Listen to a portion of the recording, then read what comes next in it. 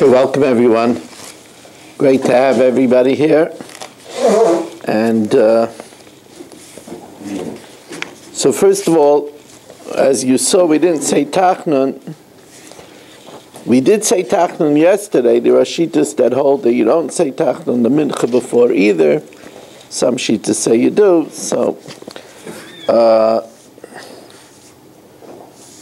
it's Pesach Sheni.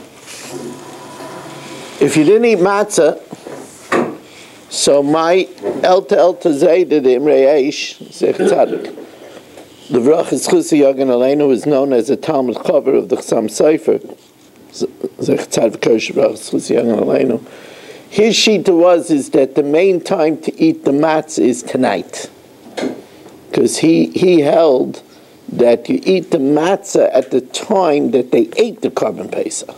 So they brought the Korban Pesach after Chatzos today, and they ate it tonight. So he would eat the matzah tonight. So if you didn't eat matzah yet, don't get too distressed. You could eat matzah tonight. It was his minig also to have morah. He had extraordinary minhagim. One of the more amazing minhagim that he had. It would help if I turn this on. It's standing right in front of my face. And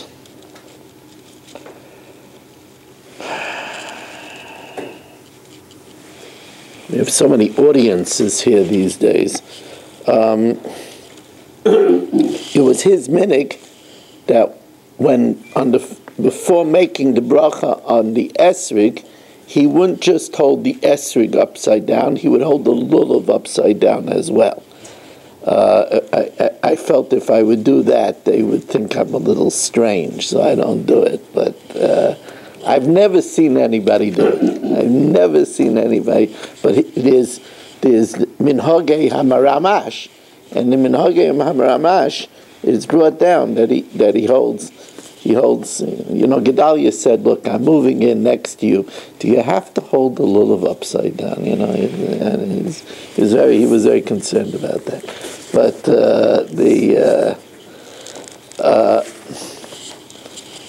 the idea of Pesach Sheni, I wasn't going to speak about it, but Reb Warman said I should stall a little bit for the time. He's very concerned about time. So, he said it was short Mishnayos. What are we going to do with the time? So, Yossi did say that, right? I mean, I heard correctly, right? I'm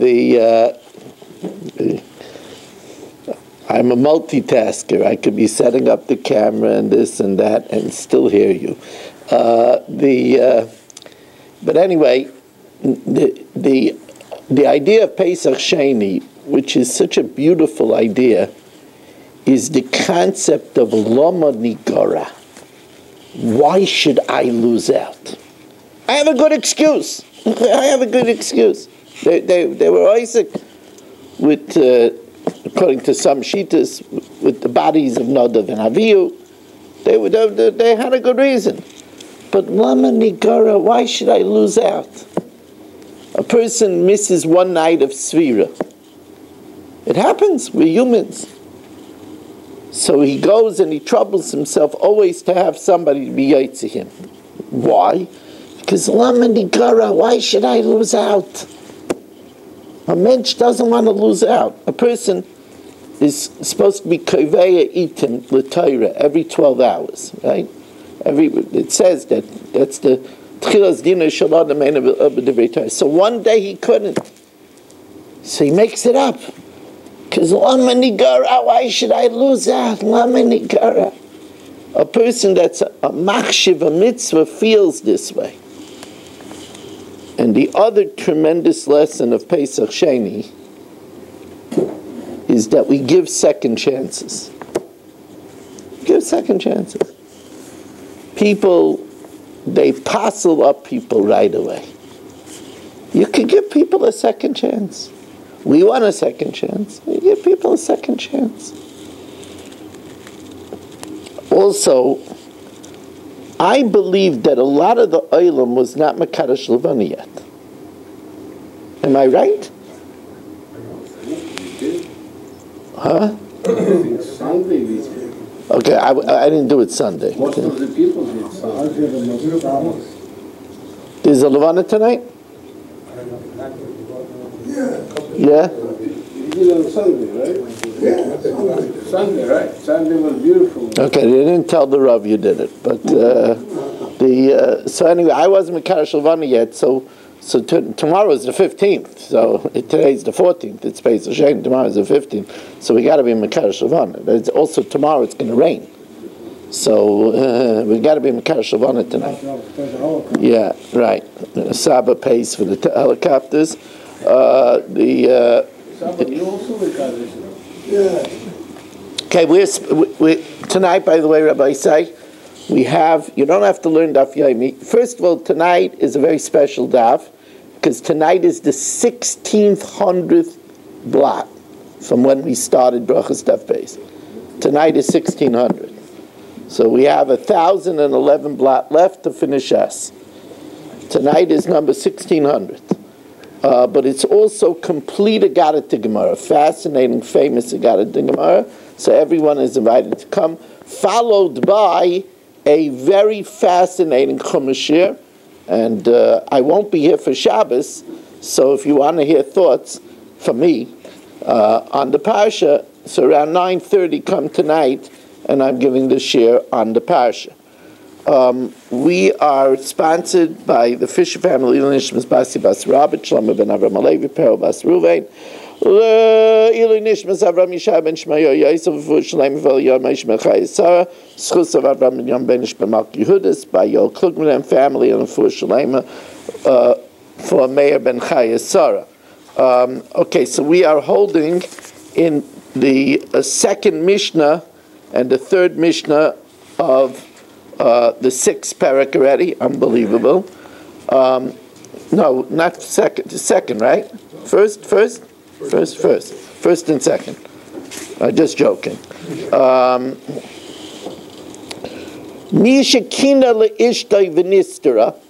If he warned his wife, and then she was alone in room 208 of the Holiday Inn. Now, the Shita of Rebbe Eliezer is that you don't need two witnesses to tell you that she was alone. Afilu shama me'oifa pereach, even if you heard like from a bird, which means that you heard from one witness that's not a kosher witness, even an eved, even a shivcha. So the din is yotze v'yiteng suva. The din is that if the husband doesn't want to give her to drink, then she goes out with a ksuva, Divrei Rebbe Eliezer. But if she wants to drink, then she does drink. According to Rebbe Eliezer, if she wants to drink, then if he doesn't want to give her, then she goes out with the ksuva. Rabbi Yeshua says that we don't believe one witness. The only time we would believe one witness, not that she should be allowed to drink, but that she should forfeit her ksuva, is ad sheyisu v'yitnu b'moizrus balavana. If besides that there was a puzzle, a witness, the women knitting by the moon, right? They have to be Mekadosh. The women knitting by the moon say that she had an affair. They say she was Tameya, so she goes out and she forfeits her ksuva. But as the Rav says, we don't give it to drink, because where there's such a presumption that she was Tameya, then we don't give it to drink. Now, Mishnah Beis tells us, Amar Eid Echad, what happened is whether according to Rebbe Eliezer there was one witness, according to Rebbe Yeshua there was two witnesses that she was alone, and then a witness comes and says, Ani ri'isiya shenitmeis, I taka saw her that she taka did the yisr, she committed adultery. So in that case, even if there's one witness, loy ha'isur shaisa, she doesn't drink, and even though normally for ein davar shebamammon pachas mishnayim, But the Rav says, since a raglayim l'dava, because she was warned not to be alone, and she was alone, she loses her ksuva. V'lo, not only that, el afilu eved, afilu shivcha, even if it's an eved or a shivcha, she doesn't drink. Hare elu nemanim, af lepasla miksuvasa. Even to disqualify her from ksuva. She doesn't drink, and she loses her ksuva. But what about if a woman that hates her? There are 6 women that were suspicious because they hate the woman. So Chamoisa, a mother-in-law, Bas Chamoisa, the daughter of the mother-in-law, what we call a sister-in-law, Vitzarasa, or another wife, her rival, V'yavimta, her husband's brother's wife, which is a potential rival, Ubas Baila, a stepdaughter, Harielu Nemanas, they're believed. Now, they're not believed to cause her to forfeit her ksuva. V'layla pasla miksuvasa. But they're believed, ela shaloi tishta. Now, the reason why they're believed that she shouldn't drink is pretty simple. Because if they're saying it out of hatred, they should let her drink and die. That's what would happen. She would drink and she would die. And therefore we believe them that she committed adultery, and therefore she doesn't drink, but we don't believe them to forfeit the ksuva, because they're women that hate the person, and therefore she does receive her ksuva. So after Mariv, before I start the daf, will be Mekadosh Levana, for those that weren't Mekadosh yet.